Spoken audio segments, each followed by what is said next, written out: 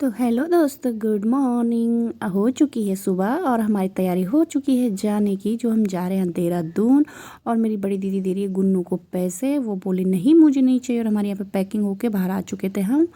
और यहाँ पे जो कि गली में रिक्शा नहीं आया, अंदर नहीं आया, तो मेरी दीदी ने कहा तो वासु के साथ बाहर गली के बाहर रोड पे जाओ और हम पैदल पैदल आएंगे।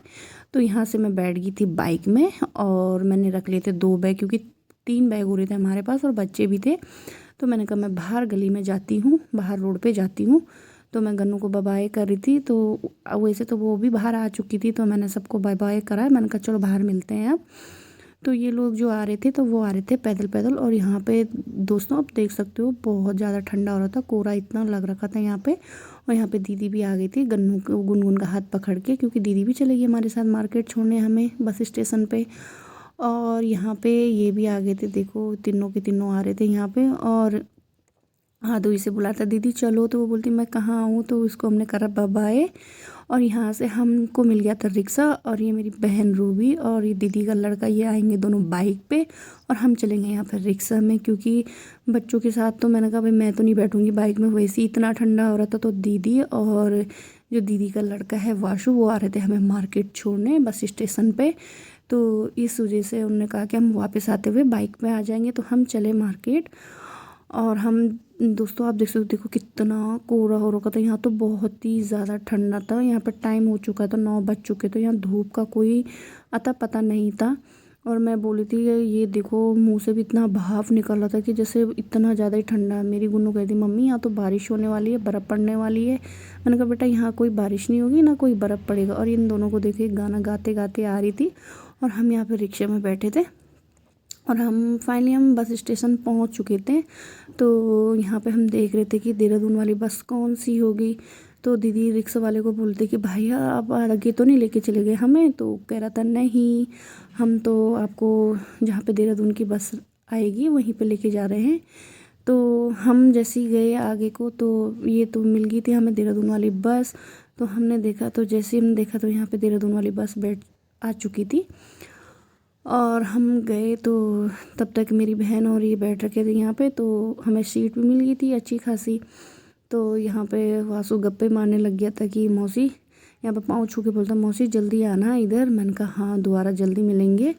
और हमने यहाँ पे दीदी को भी बाय करा। हमने कहा आप भी जाओ, बहुत ज़्यादा ठंडा हो रहा है। तो ये तो बाइक में वापस निकल चुके थे और हम निकल चुके थे यहाँ से वापस। तो दीदी ने कुरकुरे वगैरह चिप्स वगैरह बहुत सारे रखे थे मेरे बच्चों के लिए। बोले तुम रास्ते में कहाँ लोगे, बट ऐसा कुछ नहीं है, रुकी में तो गाड़ी रुकती है वैसे।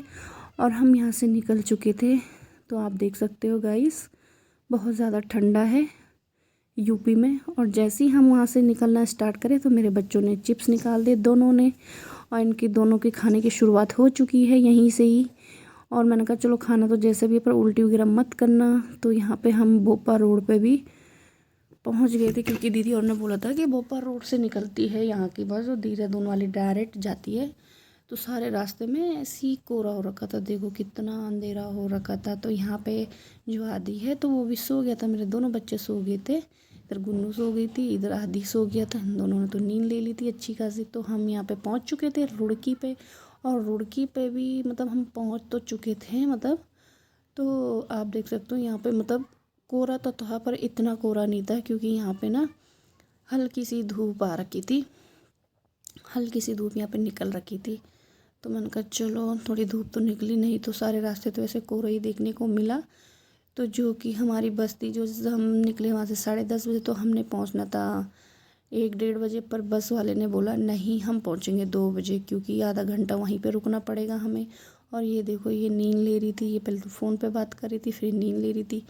फिर यहाँ पे देखो, यहाँ पे तो अच्छी धूप, मतलब अच्छी धूप आ रखी थी यहाँ पे। तो फिर हम यहाँ से भी निकल चुके थे, क्योंकि हम आधा घंटा वहाँ पे रुके, तो वहाँ से भी हम निकल लिए। तो इसके रोड की से आगे तो बहुत अच्छी धूप थी और इसे भी नींद आ रही थी। और आप देख सकते हो फिर हम पहुँच चुके थे देहरादून में। देहरादून देखो कितनी अच्छी पेंटिंग बना रखी माँ की।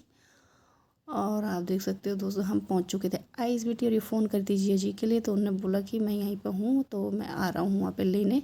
हमने कहा हमारे पास 3-4 बैग है फिर बचे। तो गुन्नू देखो जैसी मिली तो अपने पापा को, तो फिर हम आ गए थे आइस बेटी पर। फिर हमने बैठे गाड़ी में और अब हम निकल चुके थे अपने घर के लिए। और हम अपने घर पे पहुँचे तो दादी और आदि का प्यार इतना हो रहा था, बहुत ही ज़्यादा।